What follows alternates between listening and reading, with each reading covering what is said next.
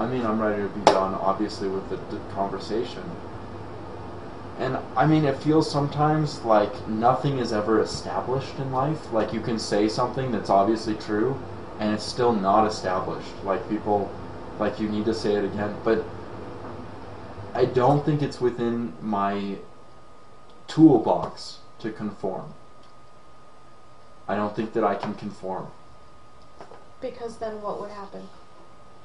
Because I actually can't. I mean, it's not just that I lack the resources, but that I shouldn't, but that I wouldn't, but that it's not right, it's immoral, and that also, if I did, I'd be not just miserable, but it would be unsuccessful.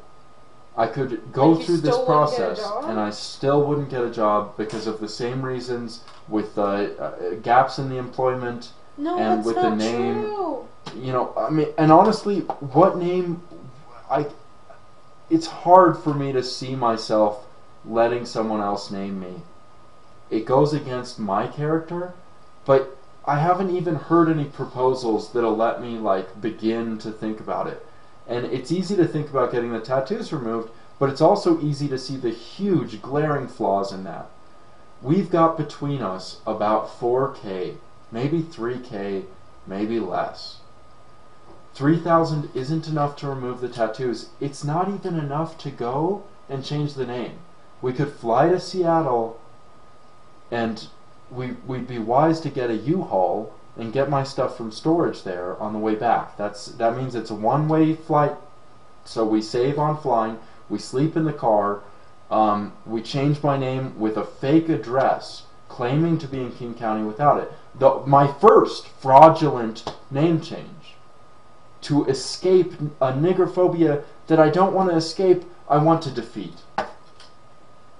I don't think I can conform. I don't think I can. I mean, I really believe that people think that it's a choice. It's not. Reality is not a choice. I mean, I'm not a square peg. I'm this weird. I'm not even a hexagonal peg. I'm a 3-4-6-4 vertex type 4-tile peg. And I just can't fit in the round hole. I can't do it. It's too small. It's too crappy. It doesn't tessellate. I've got my pattern. It generalizes. It fills the whole plane. It can fold up into 3 dimensions. So how are we going to make money? We gotta figure it out. But we gotta take this off the table. I think you're just maybe saying, like, you get a job, but... No, I'm not saying that. I'm not saying that. And I'm going to finish this application, and then I can't conform. This is me conforming, putting on blackface, so I will put on the rest of the makeup and go. If you want to get a job, like, it would not stop the pregnancy from happening. You could get a job. It would not hurt us at this time. But I was not saying that. You brought that up.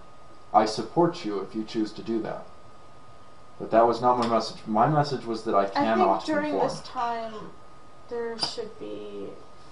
I mean, I think the man should work while the woman is pregnant. I mean, unless she already has a job, but... It's kind of traditional gender roles, or do you just... I mean, I'd like that. Like, hell, if our families were really supportive, we'd probably have it made. Like, we'd probably be able to figure out a way to get to the right place. If we were living in a different city, I think we'd have a better chance of getting a job, etc. But then also, I don't know what to say about that. Your traditional gender roles have sent me off on a different path entirely. I don't know what to say about it. It's like, not why is it that gender roles? It's it just isn't? If a woman is pregnant, you know, I'm only going to get bigger. I could probably function, you know, really well for maybe like 3 months. But, you know... That'd be nice. That'd be like $5,000. $5,000 in 3 months? Maybe not. Maybe $3,000. It would be rent for 3 months. It would be food for 3 months. I don't know what it would be. think, like, and then what about school? If I have to be the sole breadwinner, then I can't ever... Don't think about it in these absolutist terms, like sole breadwinner. It's not like that. If you... Well, I mean, I don't know what to say. I mean, do you want to seek a job? I've been trying, but I haven't really gotten any responses. I really support you in it, and I say we just keep trying. And I say don't worry about it. These terms, sole breadwinner and, the man having the job, whatever works is my opinion on it. If we can all that means by, is I'm making the money. That's all that means. And I guess why? You don't have a job right now, and I'm about to go to this job right now and turn this in. So this is like right now I'm going to go to apply for a job. So I'm not going in the direction I think that you think that I'm going in. I love you, sweetie. I mean, while I'm gone, hell yeah, if you want to do whatever you want to do, but don't worry about it. It's going to be okay. I'm going to do my best to make sure it's okay. Okay, and I think really that last part is all you should share. I don't think that you should share It's just too else. late. It's just too late. It's We're not, we can't go back because it's really gone too far for us. The culture needs to change. But you feel embarrassed about it because why? I mean, I know that you're saying like don't. I don't have the option of staying private anymore. I don't have that option. Some people, they can run off to their secluded whatever. I don't get that anymore. I am the first documented white nigger. No question about it. Ill Bill, maybe he is. Patti Smith. But these are musicians. A political white nigger.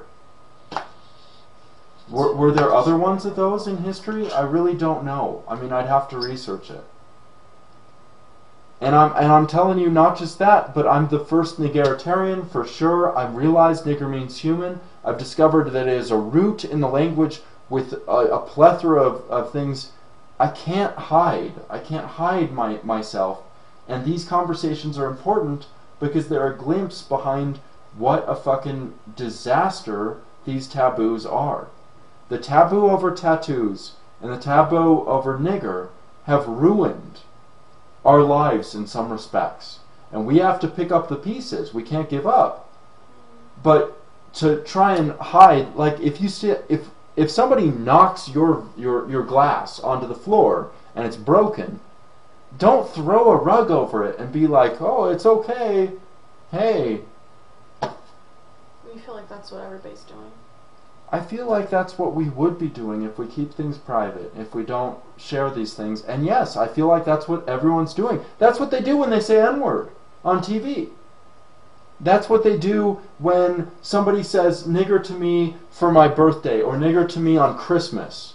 But then the next day when they're talking with their friends, they don't say it, or they say N-word. Nigger really means human, and you have to force it. But at the same time, it's not optional for us. The injustice done to this word is so profound. Of course I'd like to throw a rug over it. I'd like to throw a Band-Aid over it and be done. It's not a Band-Aid wound. So, it's a are severe... you going to try to be a counselor at all, or is that too conforming for you? No, I'd love to be a counselor.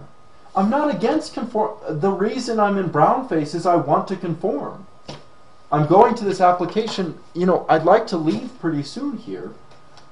And I don't want to discuss any other matters. I mean, can we close it off? Is it okay if we... I guess I can get something to eat, but this conversation will never, ever be over.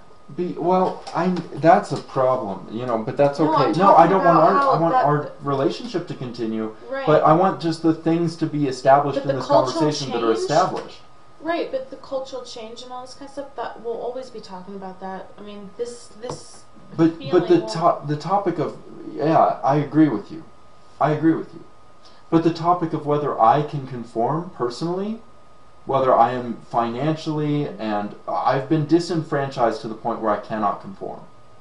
And the topic of whether we should hide our discussions of these matters and let footage be lost to history forever. When it wasn't it's not perfect for us. It's not pleasant for us. I mean, but then we're to show that we're trying, and that you have expectations, and that we fit the model of nigger nature that I'm describing. I'm saying. So do you? Yeah, I guess now I really do. But do you feel like a family can really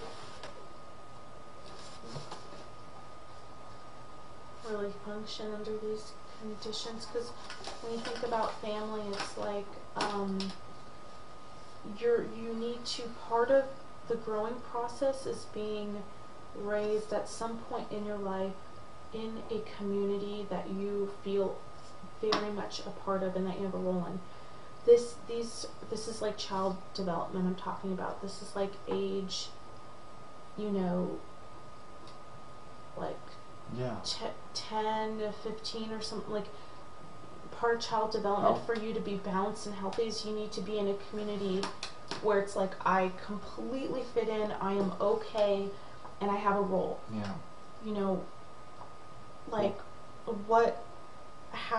And then there's other parts to development. There's complete whole other parts. Yeah. I mean, how are we going to make all that happen? We can't just ignore all that and be like, well, we're raising you with the nigger means human philosophy, and that's about it. And you don't have any friends, well, nigger means human, they will still be, be messed up. No. First off, our son's first name or our daughter's first name won't be nigger or human, right? We are the nigger family, but that doesn't mean that our son can't be normal, our daughter can't be normal. Two, why would he talk about nigger means human as all the time? Do we talk? It's just a philosophical point. It's a political point. It matters to me because politics matters so much to me, and it matters to you because you're a person that cares. But to a child, politics is not really on the plate. It's really not a big deal. He's going to be playing video games. Hearing it all the time. And here's the other thing: our child won't go hungry. He won't. She won't. And if they hear it all the time, so be it. I would like you and I to see eye to eye about the value of nigger. I think it is invaluable. I do not think that it is a cultural item that should be lost forever. I think that we should remember both its history and its development and its evolution over time. I think that should be well known in the culture, to the point where there's no niggerphobia because people understand there's something valuable in there, even if it's just the racist N-word. But if it's nigger as human, it's huge. Right. And so it means human, yeah, I agree. But why when I tried to elaborate on what I felt was a deeper significance, you said, no, that's horrible. I don't know. I don't remember what you're talking about. What are you talking about? Well, I said, I believe that, there is a lesson within the word of nigger of how we can treat other people, which is sort of like saying nigger means human, but just in more depth. And you said, no, that's horrible. I don't really think that I don't think it's horrible. I don't remember saying it's horrible, and I apologize. I take that back if I did say it. I would love for you to explore it at depth. In fact, I've been dying to see some nigger videos out of you. Well, and I try to talk to you about it, that it just, and you're the... but you don't need to convince me. I need to convince someone else when you're, because I'm not niggerphobic, and you're obviously not niggerphobic. You have something to express about a deeper value within nigger as human. I'm not trying to make anybody, I'm not trying to talk to people who are scared or not scared. I'm just trying to, I just am talking about it, not thinking about that at all. Well, and that's why I focus on things online, because I would like it if you would talk about your feelings about it towards in people a that don't know. Centric way. What? Yeah, Sorry. Don't be niggerphobic. Nigger means human. That's not my style. No, I didn't mean that. I mean what you're talking about here with me that you want to share. I want you to share it. Well, if you're recording this video, then maybe I am sharing it. Okay. Well,